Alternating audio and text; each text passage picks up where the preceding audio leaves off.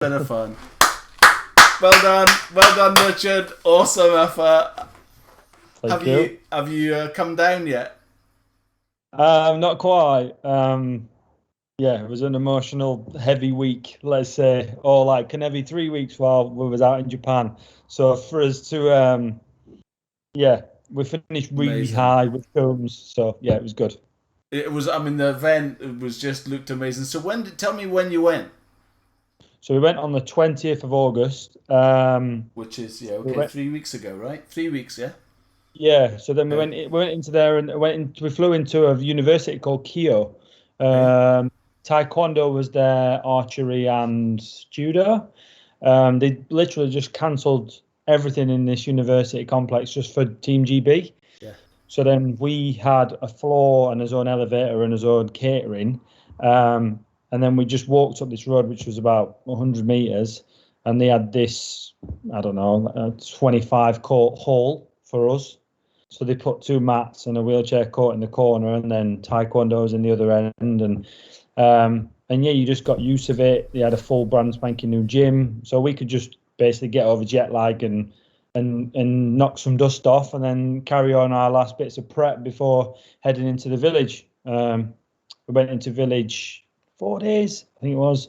Yeah, 4 days before we started competition, and 6 days of competition. So like 10 days of each, really. And how isolated were you in the like when you went into the village? What was that? Could you go out? I meant to ask Dan McGee that. Were you allowed out the village at all? No. Really? Keo was worse in Was like that? isolation because there was only us and Wow. Taekwondo, and if you didn't see each other, you didn't see anyone really. Yes. Um, Really? even, even like walking up this road that we walked up, they segmented part of the road off, so we didn't walk up on the path. We actually walked up on the road, so then we couldn't walk with, I don't know, other Anyone? pedestrians. Yeah, with anyone. They were just us. There were we had gates to let us through, and they were these gates were manned all day, every day. So then when we come out, the security man would open the gate, make sure no one was around, let us past, and then start to walk up the hill, and then you'd find like the guy was following you behind you just to make sure you were okay. And then you get to the top of the hill and it's 35 degrees, and there's a guy there waiting to open another gate for you, which is a little plastic Wow. gate. Like you could have done it so easily. You go into the venue, there'll be another helper there, two helpers. Tokyo, I can't. They smashed it. Amazing. I It know. was. We were all taking the mick what it felt like to be like a VIP. Yeah. Uh, we From got to. Sheffield. I Yeah. know. We got to. Well, speaking of Sheffield, we got to the venue one day and it was raining. And I say it was raining in Sheffield. It rains the entire time, so it's no difference. And we got off the bus, and these people come up with brollies standing next to us, like making sure we didn't get wet. And we were all like, "Look, we're from the north. Like it's normal. We're fine." And we'd like, but they did. They had so much manpower. It was Really? at the village. It was a bit different because there was all the other sports there. So you got a bit more interaction, bumping into, for example, us for table tennis, wheelchair basketball. They train at the IS at Sheffield, so Right. we've seen quite a lot of them in the gym and what have you. So it was nice just to catch up with them sort of people. So I see. it opened up a So they little were in bit the in the same venue as you. no in the same tower Oh, block on really? the I see. our venue was shared with wheelchair rugby. So they had the first 6 days, 2 hours handover, 2 days handover, and then we had the back 6 days. And were you allowed to go and see? Obviously, you're in the badminton. When yourself or your team weren't playing badminton, could you go and see other events? No, That's they wouldn't even such a let you on the shame. bus.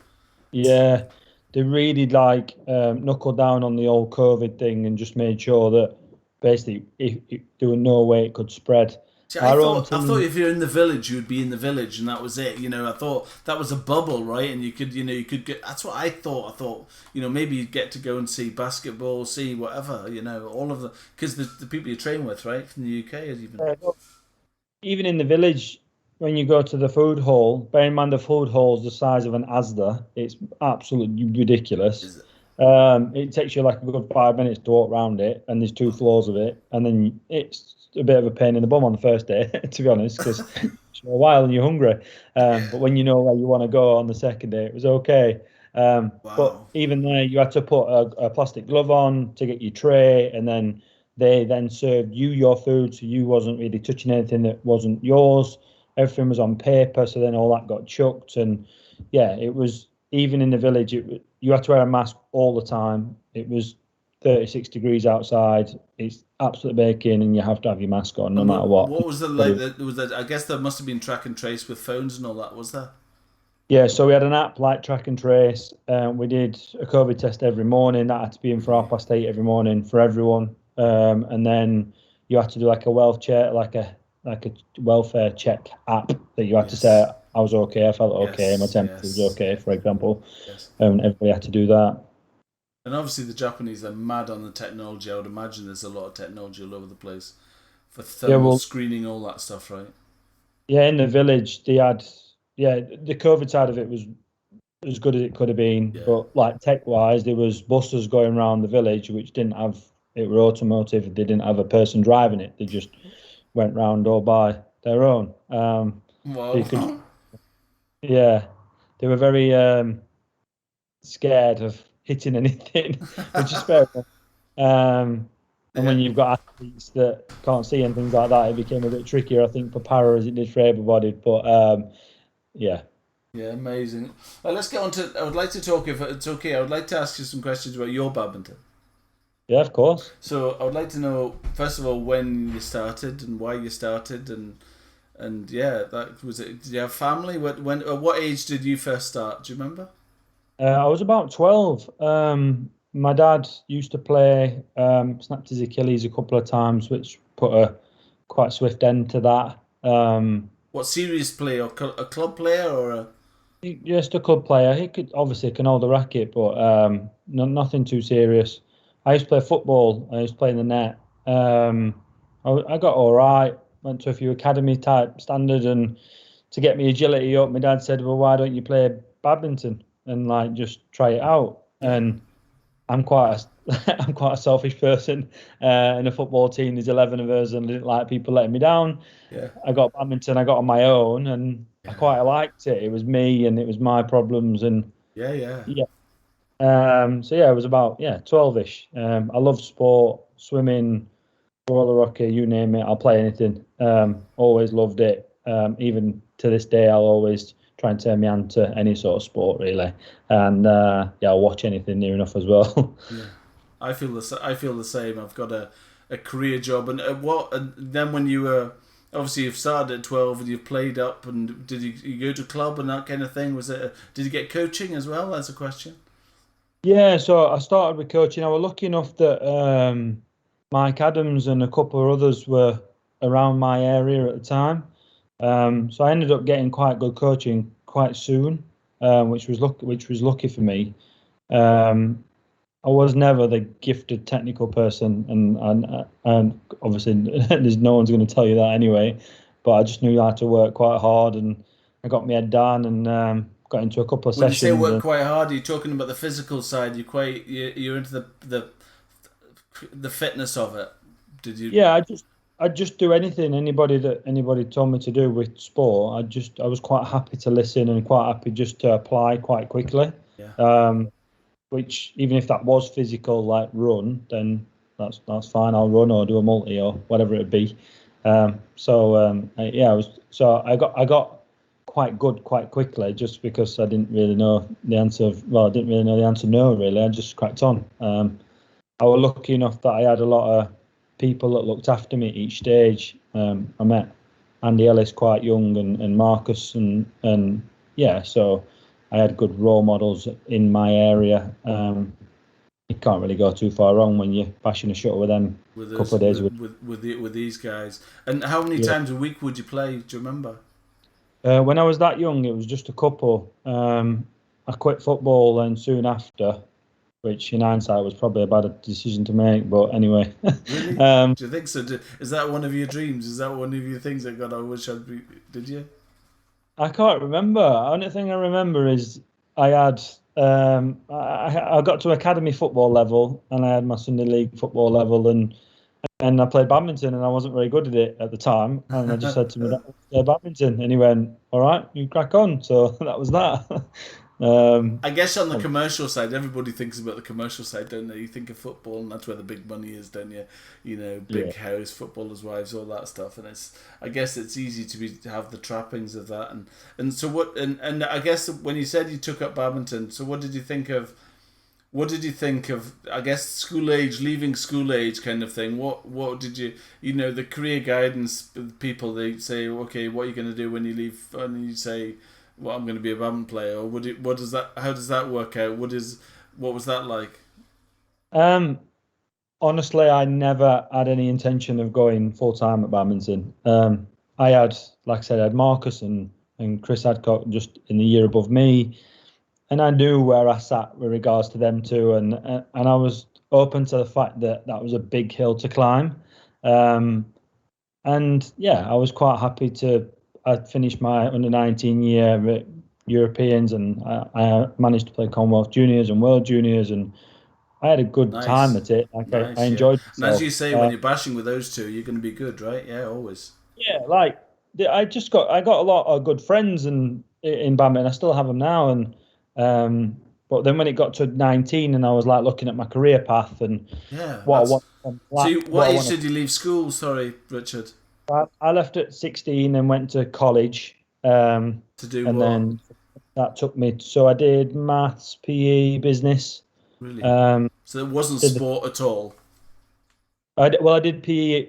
It involved with with my maths and my business. Oh right, I see. Okay, yeah, good. I still enjoyed sport. I would have never have stopped. It was like what Really. involved my life. Um, I just didn't. I knew I didn't want to go full time, which was the not a right career Yeah. path, but it worked out okay. I think I am always very interested in that transition when somebody says they're a good player and they love it and they're they know, and when you get to an age where you've been playing badminton 12, 13, 14, whatever, and you've played hard and you've competed hard and you just love it, right? It just gets in your head, you love it, right? And then when somebody at school says to you, what are you going to do, Richard, for what are you going to do when you finish school? And does somebody say, oh no, I'm going to be a badminton player, I'm going to do, oh yeah, come on, let's be serious, what are you going to do? And Yeah. and somebody somewhere down the road, somebody says that to you, don't they? So did you Yeah. have that conversation? Do you remember having the conversation with an occupational, I guess, these people at school that say, what are you going to do? Do you remember that conversation at all, and saying, I want to be whatever? Yes. My initial Was that reply was, was that an astronaut? yeah, no. I always wanted to be a PE teacher. Funny enough, Good, yeah, that's good, yeah. and then Yeah. that sort of directed towards a fireman. I like the idea of a fireman. I even started to apply to be a Really, fireman really. before coaching started taking off. You've got the t-shirt for it. I know. I quite like the idea and the lifestyle of it. I was always keen to have a family and have a lot. I like my family where I live, and I was always keen to make sure that I enjoy that side of my life as much as Yeah. my job. Like, Are you quite a home bird? Did you always want to stay Sheffield? yeah, I like Sheffield. Right. Everything I know is here. My friends are here. Yeah. My family's here. That's The things great. that I like are here. Yeah, I'm nice. I'm I'm not a complicated man. Yeah, I'm with you. Although I moved away, and I know a lot of people, especially in badminton and sports, people do move around a lot, don't they? And Yeah. you see it all the time. So tell me about the para and how you got. Well, I suppose how you got into the whole thing. Yeah, Oh well, the performance coach. side of things, coaching as a whole. Yeah, I suppose. Well, just tell me after the. Yeah, I mean, what age are you now, Richard? I'm 31. Right. Okay. So talk to me about after the PE stuff. Did it? What? Yeah, yeah. So how did you get to where you are? I suppose. I got to about 18, 19, and a club round the corner from me said, "Do you want to come and coach with me a couple of nights a week? And I'll give you 60 quid a night." And I'm thinking, 2 nights a week, I'll be home by 7. That means I don't have to work weekends. I'll have a little bit of that. That sounds good to me. So did that and really enjoyed it. Got my own group, and I was lucky enough to coach with like Vinny one night a week and Mike and things like that. So I really enjoyed it. Just enjoyed giving back. Like I knew I didn't want to do it, but if people wanted to do it, I was like, well, let's go then, let's do it. Brilliant. Um, so I got the bug quite early. I started coaching down at Aberdale for a little bit, and then had a little fallout. Ended up leaving Aberdale, but I left with what was the performance Sorry, centre what is name. it? Sorry, Richard. What is Aberdale? Is it a club or Club. was it? Oh, It right, was a club at the time, but it I was the see. biggest club in Sheffield. It was quite big, and the performance centre was based out of there. And Can I? Sorry, can I go back 1 second? Just ask you this question because I'm sure I forget it. Why do you think Sheffield is so good at badminton? Why is the Ellis is there? Why do you think badminton is so good in Sheffield? I think there's a lot of opportunity in Sheffield, a lot of schools, a lot of good schools Really? that deliver a lot of badminton. Like our program at the minute sees about probably somewhere between 600 and 700 kids a week playing badminton. Wow. So when you're having that amount of people playing badminton at school, and they love it as well, you always are going to produce or get the chance to have these top players who want to take it seriously. And then it was then our job, or my job at the time, to make a program that could sustain someone to become a national player. And that's sort of like that was what happened. Um, yeah, and Leeds used to be a lot like that. Harry and Barber, like, yeah, they need a knighthood or something for me. They did so much for badminton in Leeds, What was and that name? Sorry. Harry and Barbara Jarvis, they did so much Really? badminton up in Leeds. And then when Vinny went to the university, it just got stronger. And that's why you've got Jenny Warwick and Gabby's from up that way, Marcus, even Jamie Bonsells, and all my cell at the time. We had, I think my ICT team had 8 England players in it for Yorkshire. It was crazy stupid. It was so strong. You got someone like me and Kate Robertshaw playing second mix behind Mark Middleton and Gabby Adcock. It's like it was just surreal to have that then. But there was a good team ethos there. Everybody was in it together. And yeah, we worked hard. We did. Amazing. We had, yeah, amazing. It was good. So, but yeah. So then you got onto your coach. That was you coaching, and then tell me about the para thing. How did you get into this? Where did this come from? My dad runs a club in Sheffield, down at Westfield, just literally about 5 minutes from where I am. And Jack Shepherd came to his club. So yeah, just started coaching him. He was quite happy. I used to One coach on at the one, club. one-on-one coaching, right? Oh, he was in the group. Oh, right.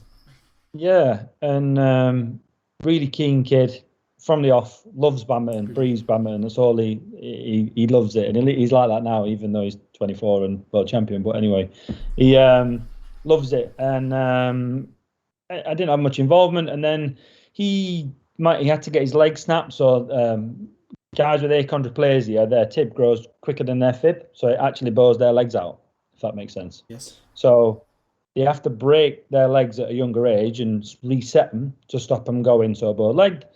So Jack had this, which puts you in a frame for about 9 months, I think it was. And in that 9 months, you don't move at all because you've got these two frames on your legs.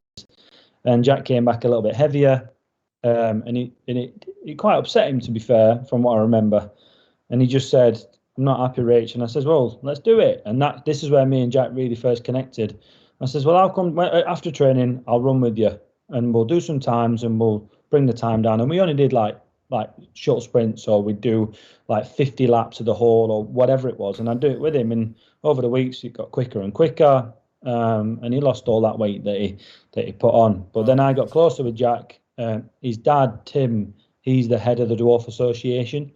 So any sort of dwarf that's in the UK knows Tim Shepherd somewhere, Really? or Really? Tim Shepherd.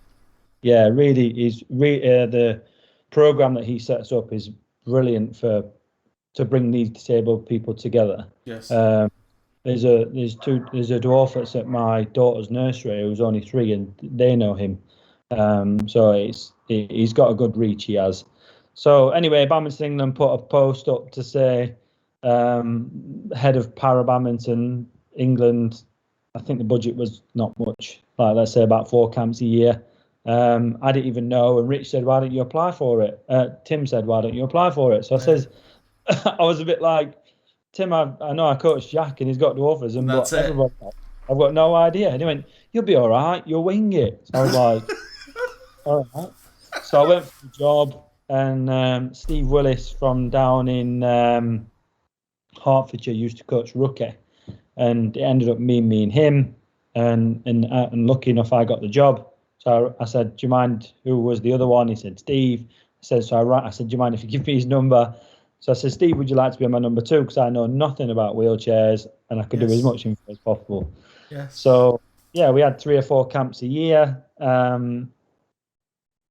You put your foot in it a couple of times, and I think that's one of the main problems with para and coaching is people are worried about saying something. Well, eggshells, treading on eggshells, right?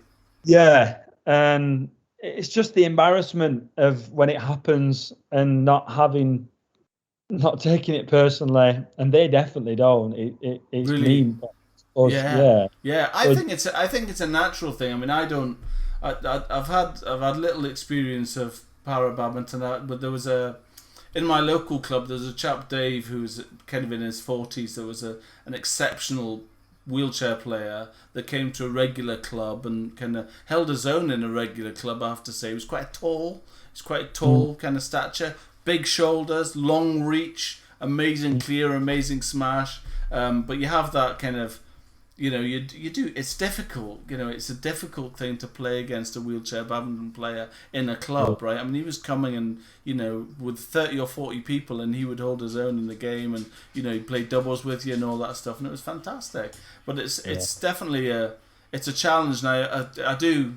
I've thought obviously long and hard about our chat tonight and stuff, and you do have the eggshells, you do have but there's also things that I'm fascinated about, how the thing that astonishes me about disability badminton is, well, I guess a disability of all sorts, is the measure.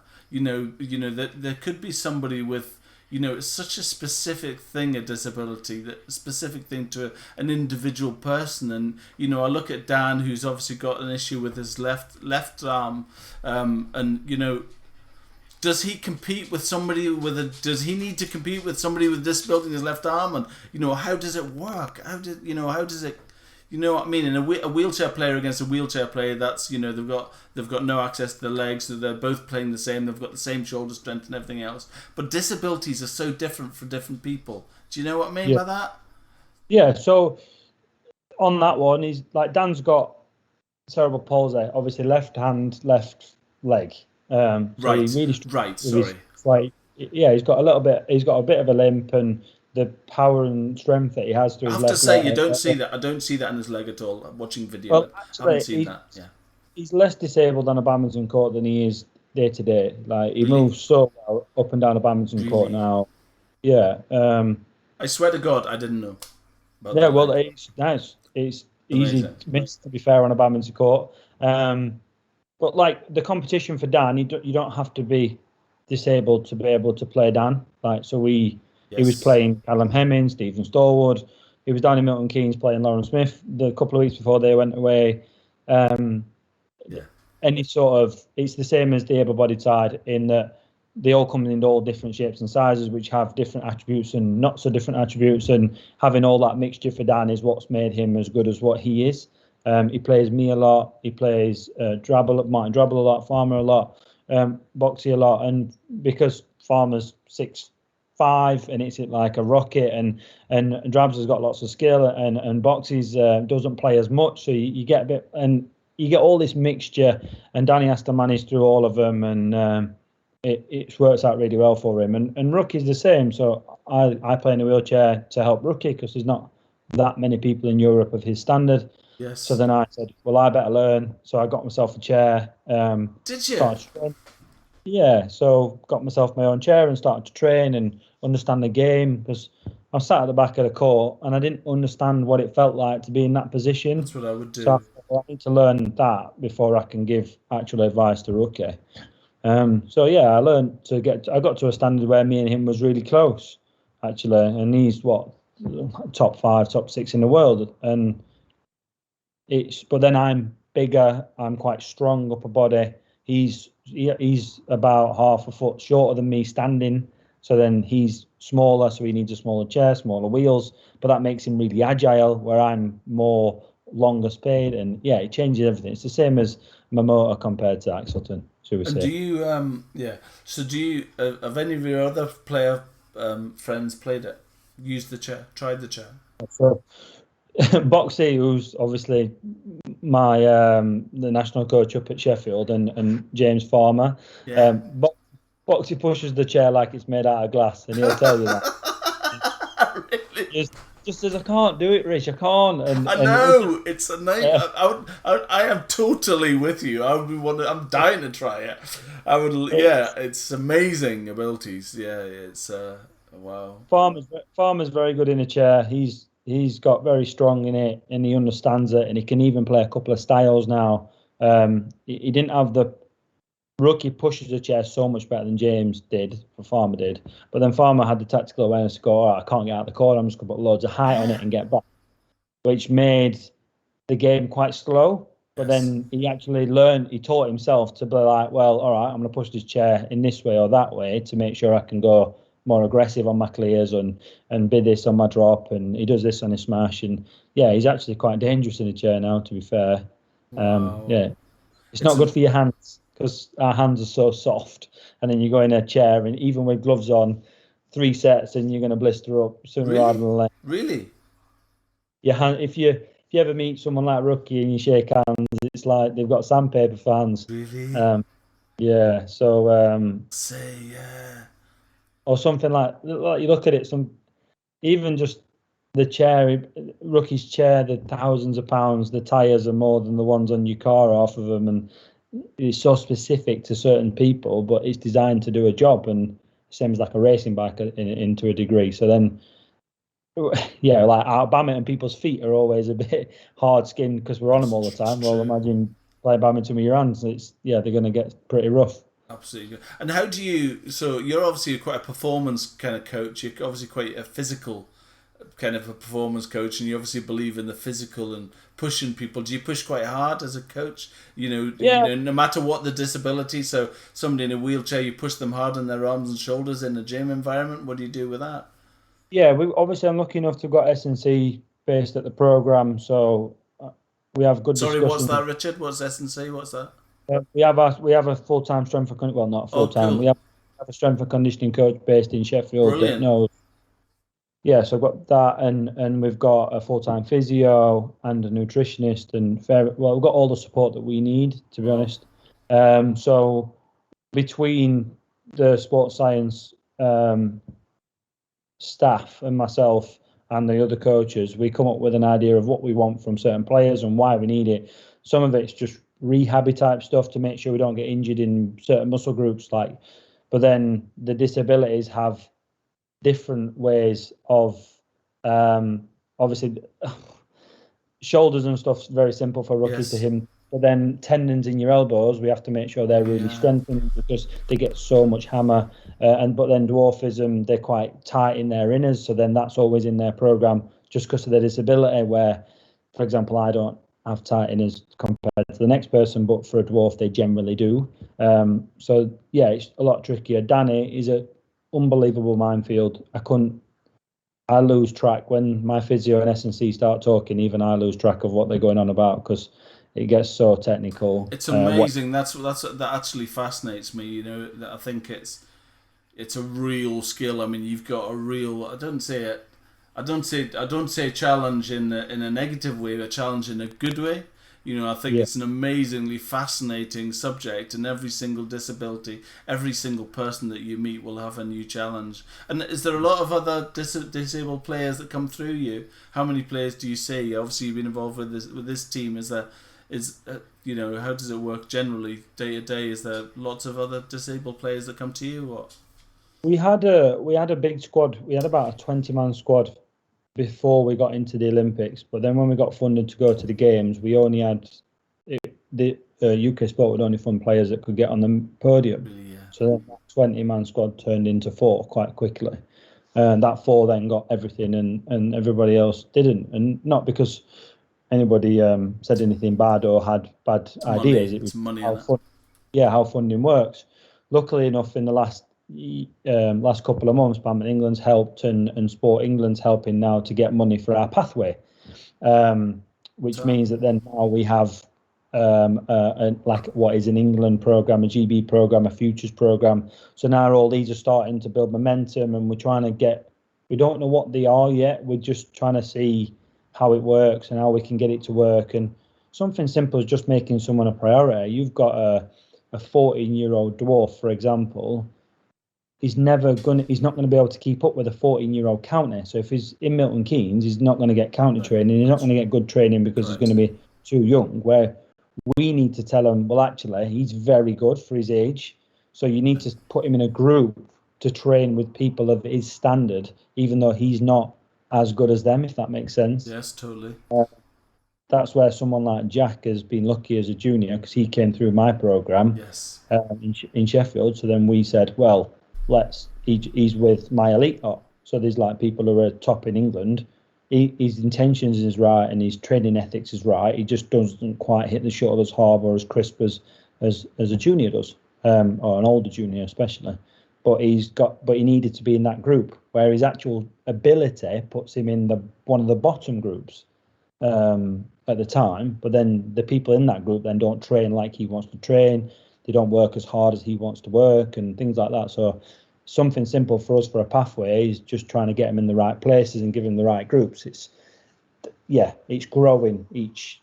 It's an age. I think it's an age thing, an age-old thing of. I really believe that Ireland. I spoke quite a lot to Daniel McGee and Dave McGill and the chief exec about Ireland, and they're going through pains. I had an interesting interview with Bert, who's an umpire. I don't know if you heard that, but he was talking about his hometown of his home country of Belgium. They've got a structured grading system for players, club players of all levels. And is there anything like that in Para Badminton? Is there any form of like a nationwide scheme where you can measure against, like, would you, for example, know how many dwarf players there are in the UK, or what do you think of that?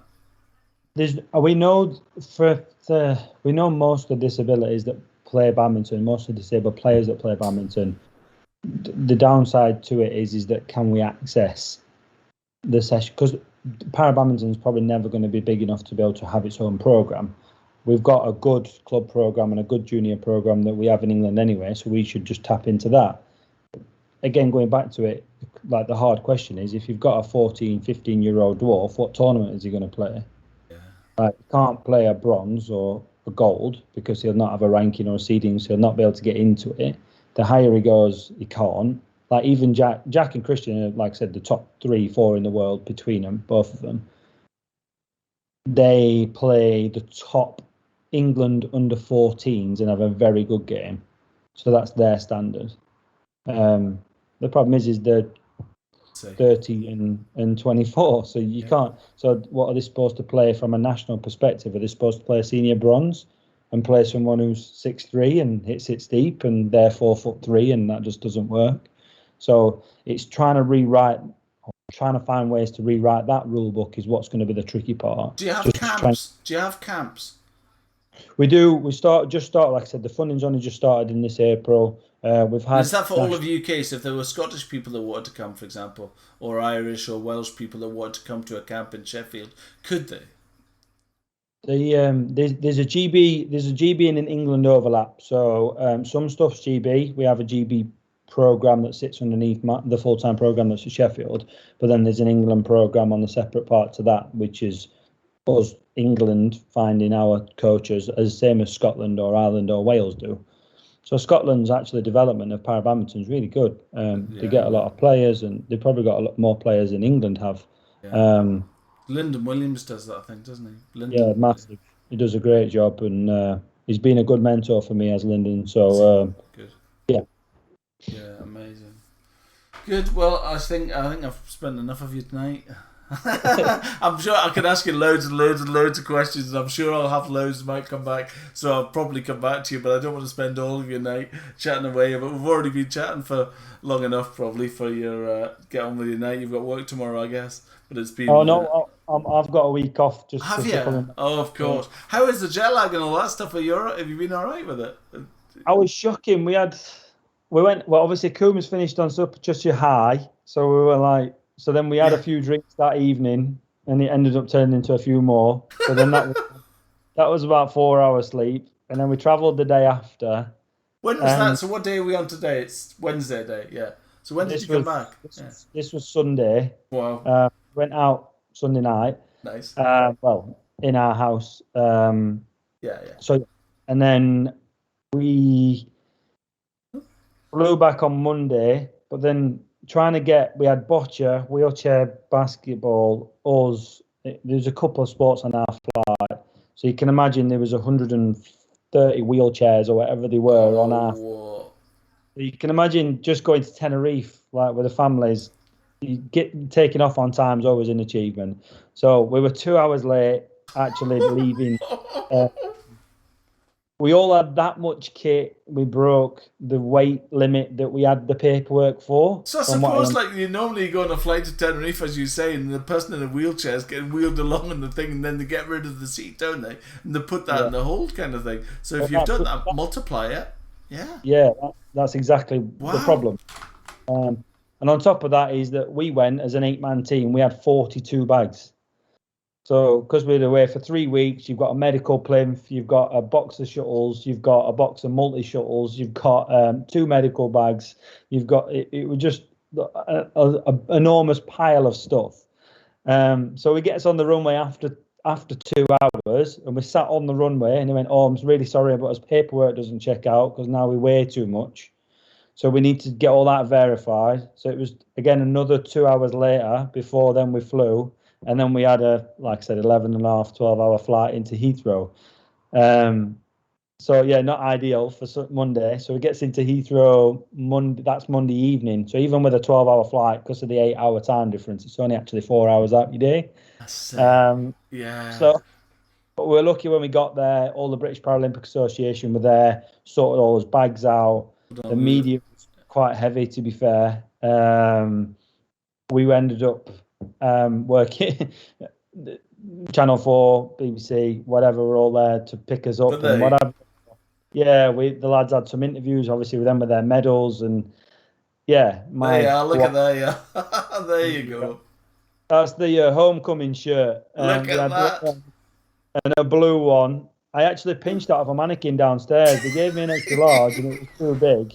And I'm walking around in this tent, and I walked past this mannequin with it on, and I wonder if that's my size. And it was like a medium, so I took that off that and put mine on. And then is that the airport coming back? Where's that? Is that the airport? That's the airport. So that's all we're love that. I hope you don't mind. I nicked these off your Facebook. I genuinely didn't think my missus and my daughter was coming. Really? And they turned up. I was well happy. I was. Oh, imagine it coming back into the country after all of that. I mean, you've actually been traveling for 24 hours, right? Yeah, and then we've got a 3.5-hour drive home up north back to home. So I got home about 1 a.m. on Tuesday morning. That was just yesterday. So you must still be knackered, right? Yeah, but we do it that many times. It's not too bad, yeah. So you just stay up. No, you don't go to Tokyo that often. Well, this must be our 5th time. We're supposed to go back in 5 weeks for our Worlds. Oh yeah, our Worlds are supposed to be there. Yeah, I think it's going to be tough for them to run it. I think with the quarantine and Tokyo being in a national lockdown, whatever. Yes. So I think I wouldn't be surprised if it gets cancelled, especially with the Formula One getting cancelled and things like that. So. But yeah, we're back in training as of next Thursday because we need a 6-week run up to go back to Japan to go for our World Champs. And then when we come back, then we'll have a rest. Ideally, you'd like it. I think you deserve it. There's nothing we can do about it, unfortunately. Am I right in saying there's no real? Excuse my stupid question. There's no real season in professional badminton, is there? Then? No, not really. It comes in years. When you get into the Olympic cycle, it comes in years. So you get a dead year, which is the first year. The second year is like a prep year for your qualification. So you just need to make sure you get some good points on the board, get yourself reasonably high up in the seedings. Because when qualification starts, if you're 3-4 seed or 1-2 seed or whatever, it makes your draw so much easier. Sometimes if you can dodge the couple of top guys and they knock each other out, and it make like again just the same as able-bodied. So that year is more like a bridging year. Then your qualification year is crazy. You spend half the year out of the country, traveling to however many tournaments you need to do to be able to pick up as many points as you can on average to qualify for the games. And then you then come out of qualification in like the April. You prep them from April to what would be August, and for us, and then we go to games. Then you have a rest, and then you do it again. So it's like a 4-year spin with So like a different. are your players traveling a lot? You know, the four that you have certainly. Will they travel a lot? Like every kind of month, every so just like a, is there a lot of competition goes on? Yeah, so we're not as bad as the able-bodied side just yet. We in qualification I think we did 14 tournaments in the best part of 11 months, 12 months. So but they go anywhere from Brazil, Peru to Is that Dubai, wow? Spain, and then all the way across It's to good, China. right? It's good, isn't it? That's great. What a what what a thing that is, right? It's Yeah, amazing. 2019 was good. We joined the able-bodied side, and we were in the same venue for the able-bodied for the Worlds. So the Worlds was in the Awesome. bigger, and then we had like these two backside rooms, which were like sports hall size rooms. They were big rooms, but the crowds that we got in there when it was crazy because we had people coming genuinely to come and watch. It was the first taste that Para Badminton got of proper fans, to have maybe 1,000 or 1,500 people watching. Amazing. Yeah. It was And what's the good? Coming on to that, I'm quite interested. Sorry, I was going to go, but I'll keep on coming on the questions. I hope you don't mind. What's the how is funding with Para Badminton? What's that like? Is there commercial sponsors? Is there? I mean, I know even able-bodied badminton try to raise money and funds to do things is hard. Para, is that the same challenges? Do they have a main sponsor? What is that like? no, it's we're on the same procedures as the able-bodied really. UK Sport obviously fund our national program, the GB program to go to the games. Sport England fund the pathway, but then the commercial sponsors and stuff, it's done down to the individuals. So if you can, like Victor, for example, who learn how to speak Chinese and all that sort of stuff, and his Yonex contracts must be astronomical. He's made himself very marketable. He's very popular and things like that. Where some of it's starting to link into para. There's some players that are dominant, really dominant in their category and quite publishable. So then they're then getting a bit more off Yonex or whoever the sponsor is with. But it's a lot. It's watered down, a lot watered down Is compared there to good commercial sponsorship in Sheffield for sport? No, not so much. We haven't had much like Have you commercial not? support. No, we have support from all my junior stuff's ran off the money that it generates, so that's okay. Again, the GB programs ran off that, and No, I'm there's interested in the business side. To be honest, I'm like I could always go bang on about I'm in sales, personally business sales. I'm in, and I think there's a disconnect between businesses and and sport. And sport and para sport and all sport really. There's nobody. I just feel that there's nobody really selling it. You know what I mean? It doesn't necessarily. I don't think it has to be about. Sorry, I'm repeating myself. I had an interview with Martin Lewis. I don't know if you watched that last week, and it I was did. I was talking about nobody really selling it properly. People kind of expecting players to know how to go to business and raise awareness of themselves, and the whole thing about badminton players being hardworking, clean living, competitive. All these things they kind of align with business, and I think somebody should be more. I think somebody should be teaching children or badminton players or sports people how to approach business. And what's the expectation of what is a lot of money to you to a business is nothing, right? That's what I'm always told. What's £1,000 to me? I think, Jesus, £1,000, that's a lot of money. But to a business, an average business will turn over millions of pounds a year, right? So 1,000 is, you think it's a lot, I think it's a lot, but they think it's nothing. And Yeah. but just I don't know. I just think there's some education that needs to go on there about how to blag money from business. I think we're just starting with the games, just starting to get enough publicity to be able to start that ball rolling. Yeah, I think I don't know if it's about that, Richard. I don't know if it's about, like I say, I don't think it's about. I think where we go wrong, I think personally, is where we go wrong is we think it's about winning. We think it's about t-shirts. We think it's about rackets. We think it's about what you're wearing and all that stuff. I'm more interested in the getting into business and saying, right, you're a business, you're local to where we are. I'm in Sheffield, right? And you're a business in Sheffield wanting to supply people in Sheffield. And we are in Sheffield. We're clean living sports people. And that could be a message, right, out to business. We don't need to win things. We're here to, you want to support the local business. You want business from local people, and we are local people. And, and that goes all over the country, right? So anyway, that's just how I feel about it, and I just think I love the idea. I think it's great. I think if I had a business that I'd be looking for someone in Sheffield, that's from here, and then keep it. Like I said, you keep everybody else in a business, not in a business, but you let Sheffield people do good things. I think before we went full time in Sheffield with the program. One of the charities in Sheffield gave us money to go full time 4 months early, just to get a head start on it, and that were down to people's goodwill and interest on the street. Yeah, exactly, and that was just down to maybe 2 individuals that just went, I've got, like you said, I've got the power to be able to do that, and it was like I said, it was like 10 grand to go full time. I think it was about 5.5 months early, and. Like I said, the 5 grand, it really made, or the 10 grand, two sets of 5 grand didn't make that much difference to them people, but to us, it was huge.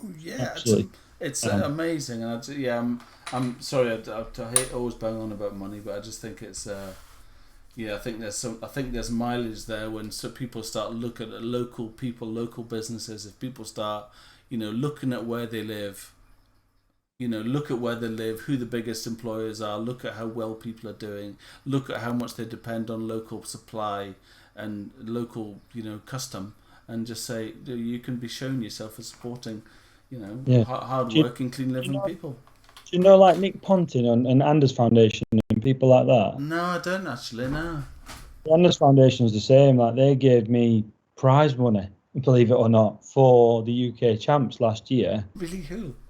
And I was like, we've played the Worlds, it doesn't have prize money, and then we've got the first UK champs with 100 quid for winning it. It was like mental. Yeah.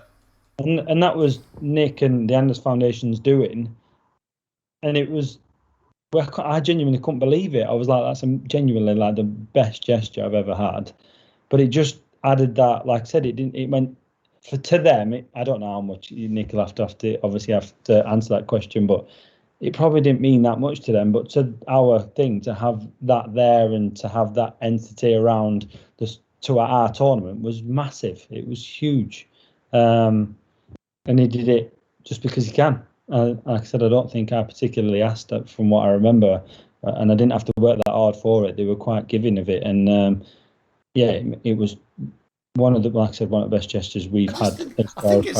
I think actually just quite often, I remember supplying somebody with something in a business, and I said, this guy had supplied something, and I went to see the finance director, and I said, why did you buy it from them? And he says, well, because they asked me if I would, so I did. Yeah. And it's like, nobody's ever went to a business and said, do you think you'd maybe help us pay for such and such? And I swear to God, in a business, if you went to a business and said, how would you go about giving money to a sports person, they would probably say, to be honest, I don't even know how to do it. I don't even know who I would give the money to. I don't know how I would do it. I've got money and I could do it, because if I pay tax on all the profit I get, right, I'm going to pay tax on it, so get rid of that. People do that all the time, buy things they don't need so they don't show profit. That's easy done. So if you give that to, if there was an organisation out there, I don't know if there is, that was a bank, somebody that businesses could say, do you know what, I could give my money there to them, and I know that it will go to people who are worthy, for example. I don't know who decides that, but I think that's probably what needs to happen. There needs to be, I'm sure there probably is. You might say it's just any charity, right? But actually an organisation that says, if you would like to support, here's a list of 500 badminton players, and if you put money in this kitty, we'll spread it, thanks, or whatever. So anyway, I think it's like you said. I think it's trying to giving that money to someone who will do the right thing with it. Because again, it's all right for them to get rid of that money, but it's so easy then for the receiver to make it, let's say, disappear. And that's not what that money's for. It's a trustee. You'd have a trustee. You'd have to have a committee, a group of trustees who all meet and decide on where the money goes, who's worthy, and that is a problem. The age-old question of whether. But I think it's geographical. So if if it was somebody in Sheffield, if it was somebody in, you'd want the business would want to be supporting people in Sheffield. Somebody in Newcastle would want to support people in Newcastle, Manchester, wherever. Anyway, it's fascinating. So, I'm sorry, I could talk to you all night now on this subject. Yeah, I'm a businessman myself. I do enjoy it. The money is fascinating. It interests me that there's no. But people should learn to ask. Could you help me? Could you help me? And not be ashamed to say. We used to work with a guy, and I'd say, just ask him, just say please. He said, I'm not begging.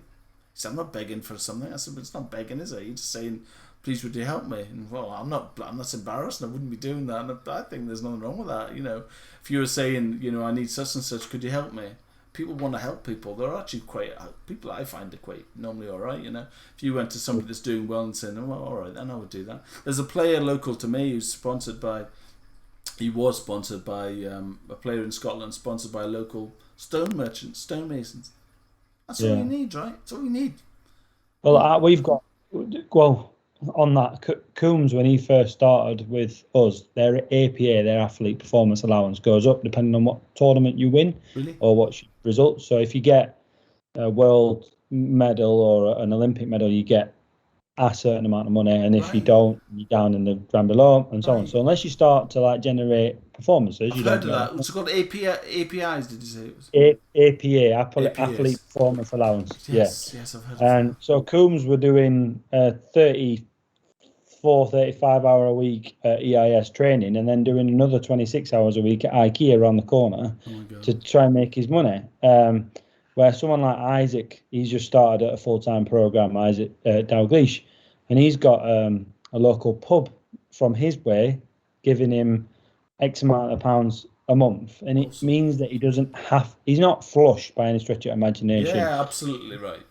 But he can go home on an evening and have a sleep if he needs to, because he's being ran at work, or he can make sure he's ready for Monday. Where he worked at Amazon for a little bit, and he'd come back to work on Monday after working Saturday, Sunday, after I've ran him Monday to Friday the week before, and he was just a shell of a man, and that, like you said, he asked for help, and a pub around the corner said, of course, it's not that much money to them, and it really goes such a long way to helping Isaac get on the right track.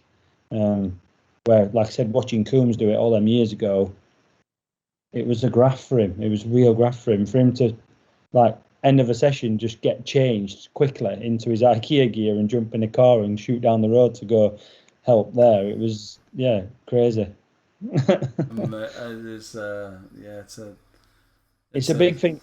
In para, money's a big thing, because if you're born with it, you don't get any money. If it's an accident, you can get quite a lot of money. If you invest that money well, then so if you lose a leg or an arm because someone's been drunk driving and they shouldn't have been there, and you get a 7-figure payout that you can put well in market and live off it, then you're then financially settled, so then you can do your job with quite a lot of flexibility, where living with being both with dwarfism or in a wheelchair or cerebral palsy, that's not anybody's fault. So minus a little bit of a disability allowance here and there, I think Danny Bethel receives nothing. So he's an absolute genius. Actually, he's going to go into commercial law and whatever else. But or Jack's the same. They get a bit of disability allowance, but him and Coombs, they ain't got a big payout, and they didn't invest in 5 houses to pay their wages and stuff. Yeah, I hadn't even, these are all things I hadn't even thought about. Yeah, it's huge. It's huge. That side of the power is, and then the kit, like Danny Bethel, like his shoes, something as simple as his shoes, because his left foot's his good foot. That's 11. His right foot's a 9, and his foot's like this. It's like heeled over. So then they have to put a wedge. They have to take the sole off. Yeah, wedge it in. So that costs us another X amount of pounds, and then he's playing in it, and that's every 3 months. So you've got 2 pairs of shoes and an insole and the rebig every 3 months. It doesn't half add up. You just need to find a guy with a size 9 and a size 11 foot. Yeah, and swap. With swap for sale. He's come up to me sometimes and said, "Do you want a size 11 shoe?" I'm like, "What do you want me to do with a size 11 left foot? Like, that's no good to me at all." Dear. I love that. I interviewed a guy called a double amputee in Edinburgh called Colin Leslie, who plays in town. Colin? Do you know Colin? Yeah, he's a lovely guy. Yeah, he's he loves his badminton. But I interviewed him. I don't know if you've seen that interview. You should watch it. Did you see it? Yeah, if you watch it, I don't know. Do you know how he got his how he became? Do you? So that was on the interview, and at the end of the interview, there was a lot of waffle. I know I'm bad for that, but at the end of it, there was he talks about come down the ladder, and coming down the ladder. I mean, right? And then he showed the tech of his foot. That's what I was going to say. The tech in his feet was incredible. But what reminded me there about feet was I asked what shoe size he was. He says you have a size 9. I says, why wouldn't you pick the biggest shoe size you can get? If you're gonna have 2 artificial feet, why did you choose massive feet? Yeah. What size shoe do you take? Yeah, I'm a 9. That's where it goes back to that, like I said, that eggshells. It's just asking the wrong question. The wrong question. Bobby Griffin's, he's another one, and he first. I went to the Scottish Four Nations, my first role as my job, and didn't know anyone. Bobby was quite approachable, a bit of a lad's lad, and so we were all right. So we had a chat, and I says, "Bobby, I'm sorry, but why have you got one black shoe and like what? Because he had one black Asics on the left one, and then a white one on the right. Right. And I'm like, he went, "Oh, I just packed the wrong foot," and I was like, "God, just." Things that you don't think you should. Things that you should say. Well, he was talking about they're going right on PC now. At the end of it, he was talking about. He was talking about Para and playing Para, and he was talking about a game that he played, and he lost his footing. He was at the back of the court and he lost his footing and he fell over and he stumbled on about 5 dwarf players. And he says they fell like skittles. It was ridiculous. It was such a funny story. It was so good, yeah. That side of the Para thing is really funny. Like you don't go through many days. You say a lot of sentences that you think that you would never say, and you get asked to do a lot of things. Like one of my first times when Jack came into my room and went, "Twitch, will you just come give his hand?" And I says, "What?" He went, "Well, you just pull the shower head down," because they couldn't reach it. Yeah. By the time it got that far down, they weren't getting wet, so he's like, "Well, you just pull it down," and but then they play tricks on each other and all sorts. And I think that's amazing, for me, isn't it? What great sense of humour. Yeah, that's right. Yeah, they have, and a lot of I've met very few Para players that don't understand that able-bodied players who don't have a connection with Para will make the occasional normal gesture. Yes. Like they'll say, "Oh, what do normal people do?" And they don't mean it. They're not being malicious. They just don't know the right words. And it took me a long time to do it. James Binney from down south, he's lost the feeling of his right arm. So first camp, I was getting him to forehand jump out in his forehand corner. and obviously that's the right movement for that corner. Everybody in the world does it. And he pulled me to one side. This is my first camp, and he says, "But you can't do that." And I says, "Well, why, Jim? Like, you can do it." He went, "But every time I jump, my hand comes up and hits me in my face." And I was like, "Oh my God, I'm so sorry." He went, "No, it's not your fault." And I felt about that big. Didn't know what to say. And he was like, "Look, like, it's fine."